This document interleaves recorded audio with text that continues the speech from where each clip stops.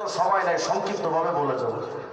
আমরা তো মনে করি বাউলরা মুসলমান, অথচ আপনি আশ্চর্য হবেন বাউলদের মোট আমার কাছে এখন 7টা কিতাব আছে, আরো 3 দিন পরে মোট 26টা কিতাব আছে।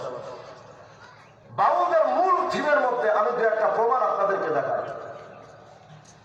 এটা হলো বাউল মতবাদের একটা বই, নাম হলো মহাত্মা লালন। মহাত্মা লালন, এই যে নামটা, এটাও একটা শিরকি নাম। মহাত্মা একমাত্র আল্লাহ। মহাত্মা কে?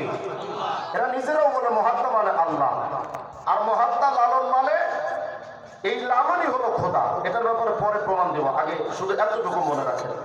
এই মহাত্মা লালন বইয়ের 113 নম্বর পৃষ্ঠার মধ্যে, আপনারা তো মনে করেন তারা মুসলমান, এই কুলাঙ্গারেরা লিখেছে 113 নম্বর পৃষ্ঠা, এমন মানব সমাজ কবে গো সৃজন হবে যেদিন হিন্দু মুসলিম বৌদ্ধ খ্রিস্টান জাতি গোত্র নাহি রবে। মানে এমন একটা সমাজ তারা চায় যেখানে হিন্দু থাকবে না, মুসলমানও থাকবে না, খ্রিস্টানও থাকবে না। তার মানে তারা চায় এদেশে নাস্তিকতা প্রতিষ্ঠিত হোক। আপনারা যে মনে করেন ফরহাদ মাজার কেন এদের পক্ষে দালালি করে, আপনারা মনে করেন আহমদ শরীফ এদেরকে নিয়ে কেন বই লেখে, বাংলাদেশের কাট্টা নাস্তিক আহমদ শরীফ কেন তাদেরকে সাপোর্ট দেয়? কারণ লালন মতবাদের মূল থিম হলো কোন ধর্ম চলবে না, সব ধর্ম একদিকে রাখো, মানবতাকে প্রতিষ্ঠিত করো। তো এই বক্তব্য দিয়ে তো শুধু তারা দাবি করছে যেমন একটা সমাজ কবে হবে যেদিন এই সমাজে হিন্দু থাকবে না, বৌদ্ধও থাকবে না, খ্রিস্টানও থাকবে না। এই বইটার 110 নম্বর পৃষ্ঠার মধ্যে গিয়ে তারা আরেকটু স্পষ্ট করে লিখেছে,